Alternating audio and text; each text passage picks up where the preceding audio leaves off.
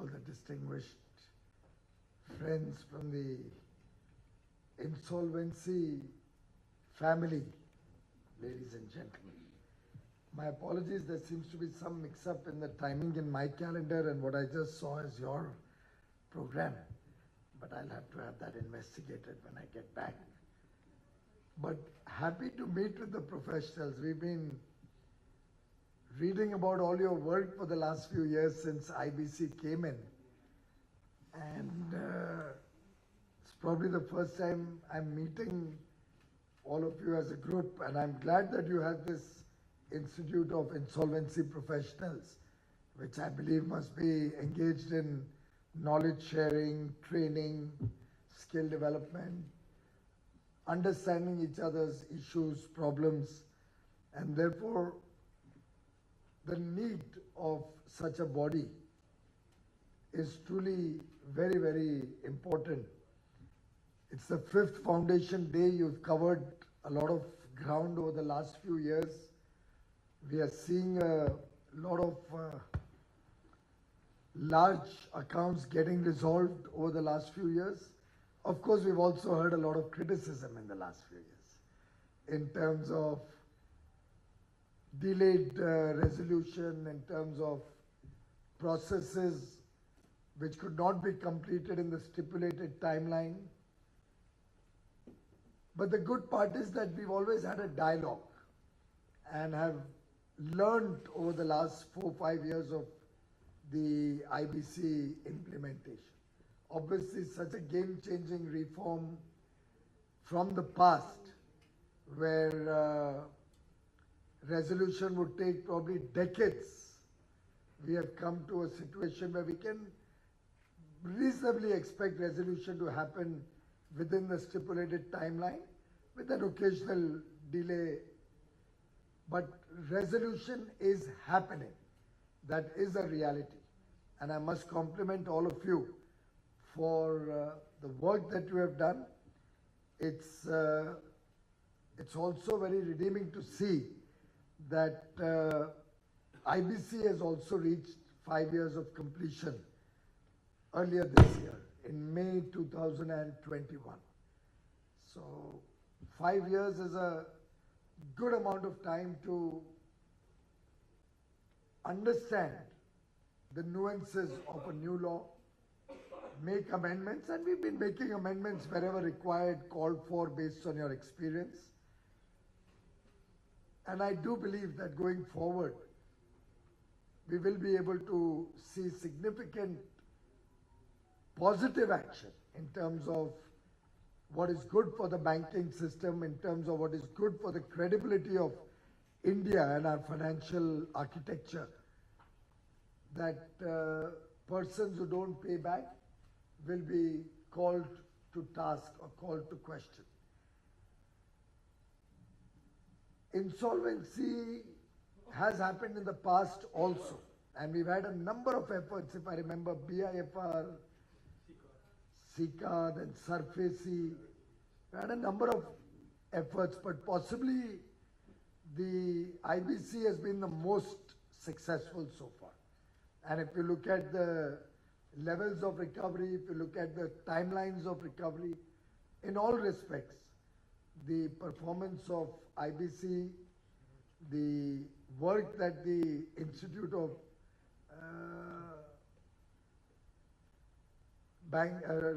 Resolution Professionals has done truly is praiseworthy.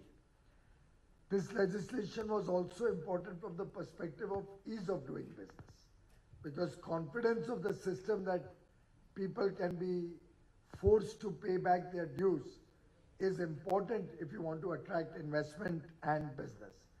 So to that extent also, it's been quite a game-changing law, actually putting the creditor back in the driver's seat. Otherwise, there was a time when people would borrow from banks or would take material from companies, and then at their whim and fancy, they would decide when and how they want to pay. And the resolution mechanism was so weak that more often than not, we only saw evergreening of credits rather than truly an effort to recover credits. I think since the enactment of IBC, our ranking in resolving insolvency in the World Bank's Ease of Doing Business saw a meteoric rise of 84 places. And truly, I believe all of you have had a role to play in this success story. The recovery rate has also dramatically improved. I'm told it used to be only 26% earlier, and we are currently looking at percentages as high as 60 or 70% on the aggregate in terms of recovery. Of course, with much shorter timelines, which is also value, because with the interest meter stopping, the earlier you resolve, the faster you get your money back. You're also saving in terms of the time value of money. And then the consequential advantages that the banks don't have to price their loans very high because they're worried about default and long time taken to recover that default will help bring down the cost of credit. The fact that you do a resolution faster gives you a better recovery because the depletion in the asset value, which otherwise used to take place. I mean, I remember in the good old days, 5 saal, 10 saal, guzar jana was not found surprising at all. And in that much period, assets almost became no value.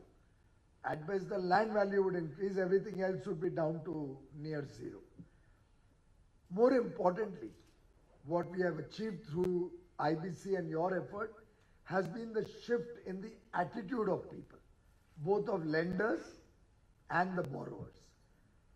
It's actually acted as quite an effective deterrent against the unscrupulous behavior of borrowers who never looked upon it as a duty that they have to repay.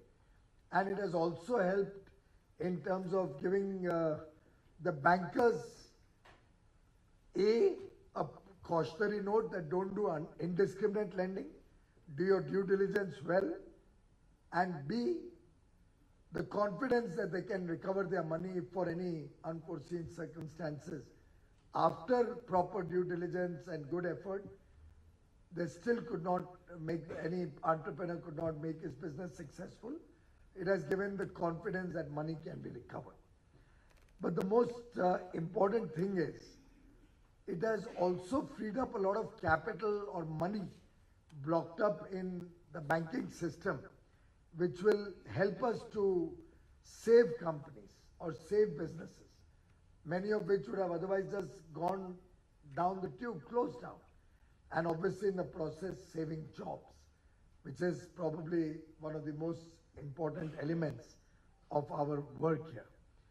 During COVID-19, the government took the proactive step of suspending IBC during the period of March 20 to March 21, which was a relief because it was truly a tough period for all businesses. We've also come out with schemes for support through liquidity, particularly for the MSME sector or smaller businesses, all of which have actually helped India bounce back much faster, much better. And the economic recovery that we are seeing all around is truly phenomenal in terms of the speed with which the recovery is coming back to normalcy. And in fact, we are looking at good growth prospects of the economy doing well over the next 5-10 years seem to be very, very bright. I remember a time when I was much younger in the profession, when it was jokingly said that bankruptcy is the state of things which exist when a man, being unable to pay his debts, his solicitor and an accountant divide all his property between them. So once a person defaults and is not able to pay back, it's between the lawyers and the accountants that the rest of the story remains. The entrepreneur becomes irrelevant. Now at least we see that processes being faster and entrepreneurs being concerned about actually losing their businesses. We see a more serious effort towards resolution. And I think that's good news for all of us. I would at this stage also like to raise a little cautionary note. As resolution professionals, I think a very large duty is cast. A fiduciary duty is cast on all of us. We are the trustees of the work of the capital employed in any business, of the recovery that any failed bank account or creditor needs to recover from a bank, from a business. We are actually a trustee of that money. And I do hope all of us realize how onerous is the responsibility that is cast on us. Even a few elements or some of us don't do our duty honestly with full integrity or in the best interest of the debtor can truly cause a lot of harm to the entire profession. It's important that all of us recognize this. It's equally important that as an institute, the IIIPI also plays a role in regulating the work of the resolution professionals, keeping an eye on what is happening, monitoring the integrity of our members or RPs, ensuring that due justice is given to get the highest value for the creditor. In case any of the resolution professionals is facing difficulty or is under some pressure or threat or facing any challenges, then our duty is cast on the institute to also support the RP. I have heard of instances of that nature also off and on. So the institute really has a double role to play, ensuring that our professionals do their job well, also ensuring that no harm or nothing wrong comes or happens to any of the professionals in the honest discharge of his duties. Of course, please don't start protecting somebody who is not doing his job well or doing his job to the best of his ability with full integrity. So in a way, this IIIPI is, as a regulator, as a frontline regulator, expected to contribute very highly, very immensely to strengthening the IBC regime. I believe you have a three-pronged role as like a legislative body. You have a role of an executive, and quasi-judicial functions are also carried out by the IIIPI. I am given to understand today it's the largest such insolvency professional body in India. And almost 63% of the professionals are members here. So really the responsibility on you to make the IBC and the entire process successful and working to the best of the ability to get maximum return to our debtors is very large upon the leadership of IIPI and all the professionals who are either assembled here or are otherwise your members.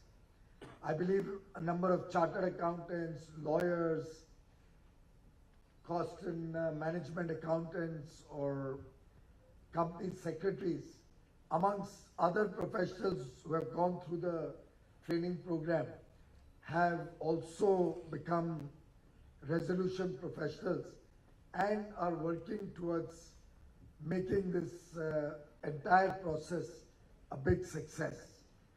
And I do believe that all of us professionals understand that what we are doing is actually national service. What we are doing is reviving the confidence in businesses, in entrepreneurship in the country. And therefore, please do not look at it only as an assignment. only as a job, only as something which is a mechanical exercise with timelines. I think we need to apply our mind, we need to put in our best effort, we need to understand what is happening in great detail. While running the company during the resolution period, we have to exercise full due diligence and do the job extremely carefully, as if you are the owner of that company or that business. Because in some sense, as an RP, you are almost foisted on an organization, and then you become the managing director de facto, running that show. So a lot of confidence is being placed on it. And I think as professionals, we all understand that greater the power, bigger is the responsibility on each one of us. So while we exercise our power as resolution professionals, we will have to also demonstrate the same level of responsibility in the work that we carry out. Your work also has a big impact on saving jobs. And once you save those jobs and revive a company, you actually become a change agent to generate new employment also. You save the banks, and as you save the banks from these large NPAs, you're providing resources to create new banking opportunities, new investments. So therefore, combination of employment and the financial ability or investment available, in a way, you save the economy and help the economy grow going forward through your work. So now can you imagine the big job that is at hand that each one of you is carrying out? It's not only saving jobs, it's not only saving investment, not only saving the economy, it's promoting new jobs, it's promoting investments, giving a big push to economic growth in the country. And as well-meaning professionals, as citizens of India, I'm sure each one of us will continue to work in this profession, in our work, as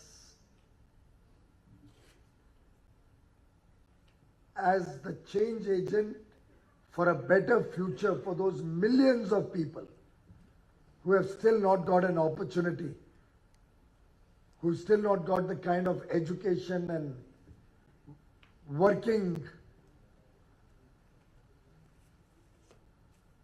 that each one of us in this room has been privileged to have in our lives.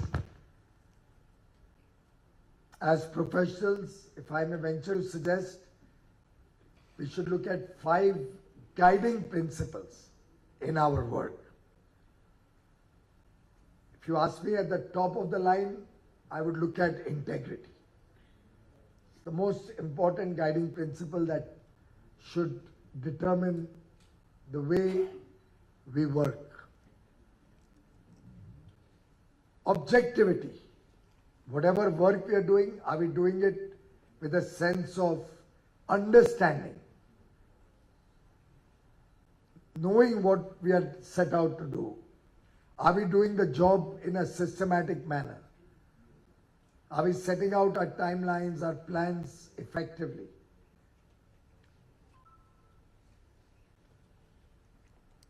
Obviously, with our experience, our studies, our knowledge, we are expected to display the highest level of professional competence. So we have to be really competent in our work. Fourthly, and very importantly, confidentiality. Are we truly maintaining the highest levels of confidentiality in our work? That's very critical. We are privy to a lot of confidential data. And fifthly, transparency. Is our work documented well? Are we ensuring that anything we do does not raise suspicion tomorrow on our intent? Our activities are truly for the benefit of the outcome that we have set out to do. And if we follow all these 5 principles, that would be truly the kind of professional behavior that is expected of professionals assembled in this room, members of the IIIPI. That is truly what professional ethics is all about. And therefore the summation of these 5 would in a way be professional ethical behavior, professional ethical management of our work. Many of us also do valuation of assets or get the assets valued day in and day out. That's also an area which requires a lot of application of mind. Can be done smarter, can be done more sensibly. If we set very low benchmarks, if we do not assess the liquidation value of a company correctly or rightly, if any one of us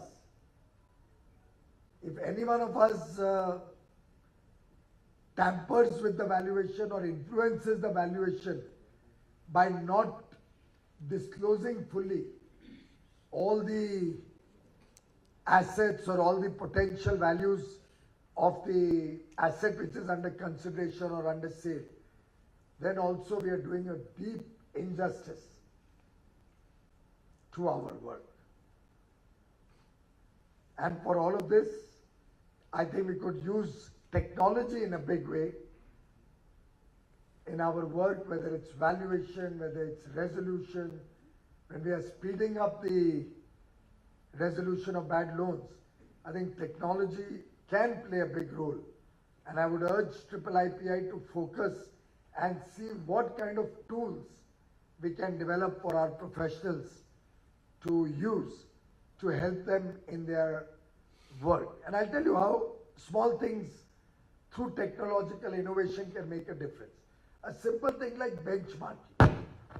When you benchmark assets, maybe with replacement value, maybe with other assets which have been sold in recent past, comparable quality of assets, or the value of assets if they were to be sold piecemeal or as a whole, which is better. Various different mechanisms can be employed, and if put transparently through maybe some small easy to use softwares, can help us understand values of an asset with different formulas and help us truly arrive at a good understanding of what we can recover from an asset. Therefore, I would urge IIIPI to look at capacity building, upskilling of our professionals regularly, so that we can be abreast with what's happening, newer developments, study the best international practices. If possible, or nowadays banks have started doing out-of-court settlements for faster resolution to ensure that that is not being misused, but is done in a way which is truly kosher, truly fair, in the interest of the banking system or in the interest of the debtor and creditor, actually both in this case.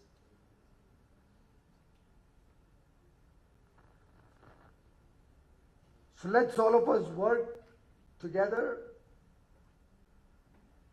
It's time for ICAI to see how we can go to the next 5 years of this new law in a much more efficient, much more professional, outcome-oriented fashion. Look at new innovative ideas wherever we can get some. See how we can save financial institutions or processes from failing and ensuring that your work gets the true recognition wherever something wrong is happening, we are the ones who should get that better or faster than anybody else can. Because we can keep a peer review or a watch on what the work all our professional brothers and sisters are doing, and see whether through peer review we can ensure the sanctity of our profession, the integrity of our profession, and build the credibility of the work that we are doing. My best wishes to all of you on completion of 5 years. I wish you success in the work in the years ahead, and pray for your and your family's good health and good future. Thank you.